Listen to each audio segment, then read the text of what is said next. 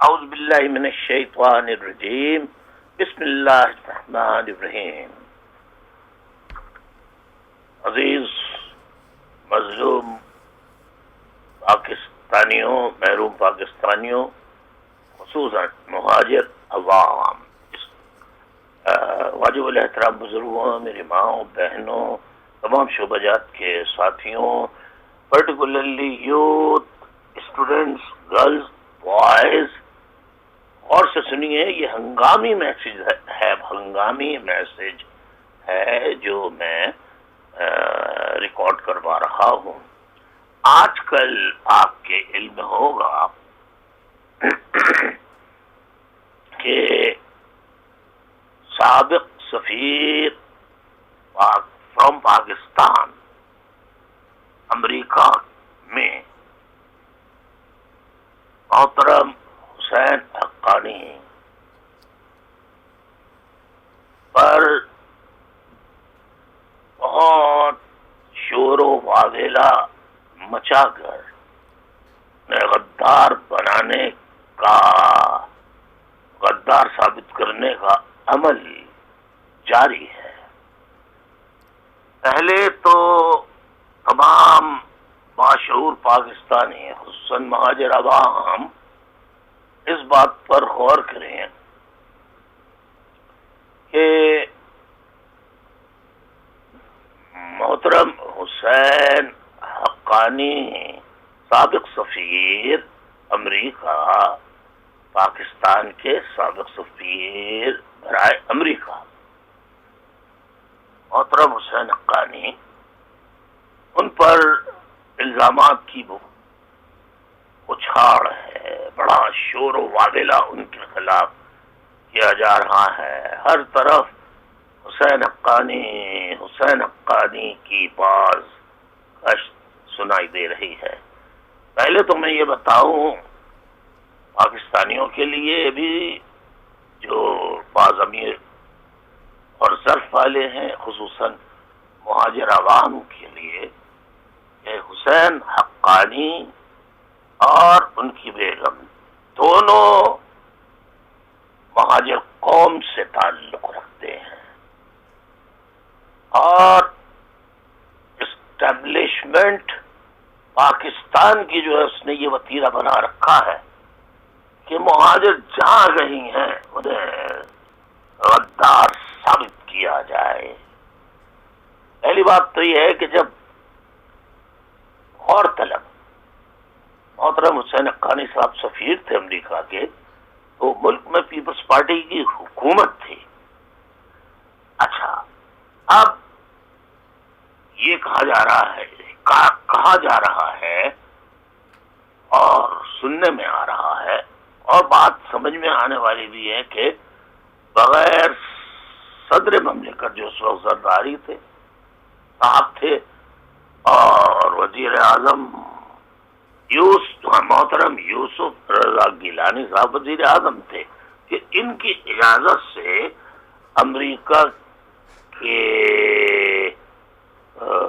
سی آئی اے کے لوگوں کو انہوں نے دھڑا دھڑ ویزے دیے. چلیں ہم مان لیتے ہیں ایک لمحے کے لیے کہ انہوں نے صدر پاکستان حسین حقانی، اس وقت کے صدر یعنی صدر پاکستان آصف علی زرداری، اس وقت کے وزیر اعظم یوسف رضا گیلانی صاحب کی اجازت سے محترم حسین حقانی سفیر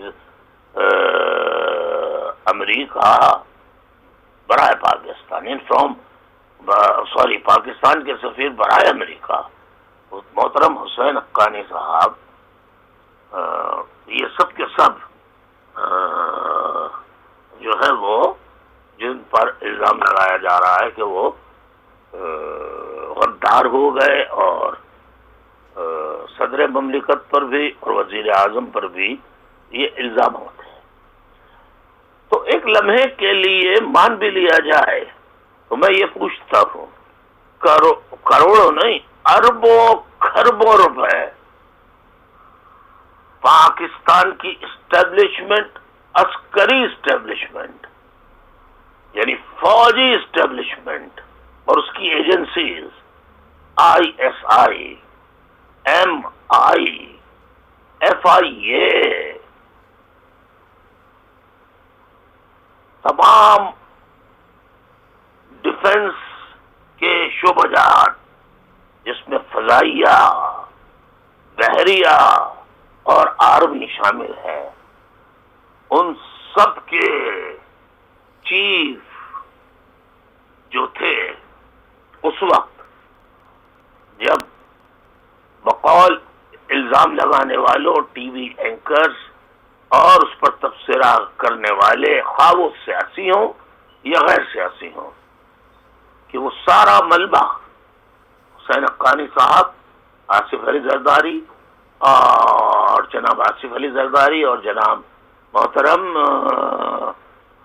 رضا گیلانی صاحب پر گرانا چاہتے ہیں، سابق وزیر اعظم۔ چلیں، ان کی غلطی ہے، مان لیتے ہیں ایک لمحے کے لیے، لیکن جن پہ اربوں روپے خرچ کیے جاتے ہیں، عسکری اسٹیبلشمنٹ جو ہے ISI, MI اور جیسے میں نے پہلے کہا آرمی، فضائیہ، بحریہ، ان کے چیف اور ان کی ایجنسیز، وہ جب دیکھ رہی تھی کہ پاکستان میں ہر جگہ بقول تبصرہ نگاروں کے، اینکر پرسنز کے اور جو نیوز کاسٹرز ہیں وہ جو خبریں پڑھ رہے ہیں کہ بلیک واٹرز آ گئے تھے اور بڑی تعداد میں CIA کے 7-7, 6-6, 7-7 فٹ کے لوگ آ گئے تھے، گنے لے کر، اسلحہ لے کر، بڑی بڑی گاڑیوں میں، کالی گاڑیوں میں پھرتے تھے، سگنلز، ٹریفک سگنلز تک توڑ دیتے تھے۔ ریمنڈ ڈیوس کا نام لیا جا رہا ہے اور بلیک واٹر کا اس سلسلے میں نام لیا جا رہا ہے، CIA کا نام لیا جا رہا ہے امریکن، کہ انہیں حسین حقانی صاحب نے دھڑا دھڑ ویزے جاری کیے پیپلز پارٹی کی اس وقت کی حکومت سے اجازت لے کر۔ چلیے، اگر بلیک واٹر کو جگہ جگہ اسلام آباد میں دوڑتے بھاگتے گاڑیاں، بڑی بڑی کالی گاڑیاں چلاتے دیکھ بھی رہے تھے، تو یہ ایجنسیاں کیا کہ ارکان اس وقت کیا چوڑیاں پہنے ہوئے تھے یا اپنی آنکھوں پہ پٹیاں باندھے ہوئے تھے؟ اگر انہوں نے دیکھا اور نوٹ کیا تو MQM کے بے گناہ کارکنوں کو پکڑ کر، اور اگر کوئی پروگریسو خیالات رکھنے والا بلاگرز یا کوئی صحافی، جرنلسٹ، کالمنسٹ اگر سچ بات لکھے تو اسے اغوا کر لیا جاتا ہے، اس پر حملے کرائے جاتے ہیں، تشدد کیا جاتا ہے۔ لیکن یہ چلتے پھرتے، گھومتے پھرتے 7-7, 6-6 فٹ کے CIA کے لوگ، امریکن CIA کے لوگ، بلیک واٹر کے لوگ ان ایجنسیوں کو کیوں نظر نہیں آئے؟ یہ ملک میں داخل ہونے کے بعد کیسے پھرتے رہے؟ سب سے بڑا جرم تو ان لوگوں کا ہے، سب سے بڑے ذمہ دار تو وہ بنتے ہیں جو اربوں خربوں روپے اس بات کے لیتے ہیں کہ وہ نظر رکھیں بیرون ملک سے آنے والے لوگوں پر، ان کی حرکتوں پر۔ تو یہ چوڑیاں پہنے ہوئے تھے، آنکھوں پہ پٹیاں باندھی ہوئی تھیں ان اداروں کے لوگوں نے، یہ سوال کیوں نہیں اٹھایا جا رہا؟ کیا کر رہی تھی یہ اربوں روپے لینے والی ISI اور MI اور دیگر اسٹیبلشمنٹ کی عسکری کے ادارے جو ہیں؟ کیوں نہیں پکڑا؟ کیوں نہیں گرفتار کیا؟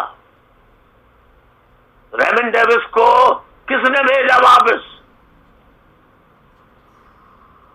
تو قوم کو بے وقوف بنانا اسٹیبلشمنٹ اور اس کے ایجنٹ، زر خرید غلام، اس کے پیرول پر کام کرنے والی سیاسی جماعتوں کے، مذہبی جماعتوں کے رہنما، ان کو خدا کے حضور روز محشر جواب دینا ہے. کچھ تو خیال کریں. مہاجر قوم کی نفرت میں اتنے پاگل نہ ہو جائیں کہ کہیں اس پاگل پن میں وہ سن 71 سے زیادہ بڑا نقصان کر ڈالے. یہ سوال ہے ایک ایک بات ضمیر پاکستانی، ظرف و ضمیر رکھنے والے پاکستانی اور مہاجر، خصوصاً مہاجر عوام کے لیے، جنہیں کمالو اور ستارو ٹولہ جو ہے، پی آئی بی ٹولہ جسے کہا جاتا ہے، وہ بہت محب وطن پاکستانی بن کر مجھے، میرے ساتھیوں کو تو بہت برا بھلا کہہ رہا ہے، بہت حتیٰ کہ غلیظ زبان تک استعمال کر رہے ہیں. لیکن ان معاملات پر ان کے لب، ان کی آواز خاموش ہے. یہ دعوت فکر ہے سب کے لیے، خصوصاً کارکنان جو مجھ سے محبت کرتے ہیں، با وفا تھے، با وفا ہیں، اور انشاءاللہ تادم مرگ جو با وفا رہیں گے. لکھنے والے ضمیر فروش تو چلے گئے. بہرحال اس پر غور کیجیے گا. یہ ہنگامی پیغام ہے.